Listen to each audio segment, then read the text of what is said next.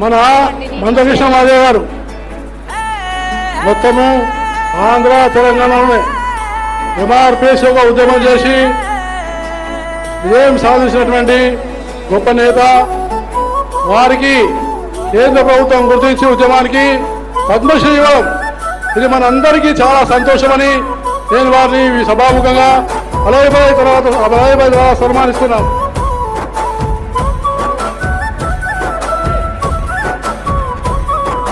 ఉదయించలే ఈ నేలన పోరాటాల గొంతుగా కాగడయ్యి కన్నెర్ర చేసే ఎవ్వరికి లొంగక పోరాటమే ఊపిరంటూ సాగినాడి నాయక అలసిపోని జనబలమయ్యి నిలిచినాడు నేడిగా వరంగల్లో గడ్డ తగబడ్డ బిడ్డ ఎదురేమి ఉన్న బెదరనోడంట తగబడ్డ బతుకు నాగండ దండ జాతి కొరకై నిలిసిన గుండె నల్ల కండు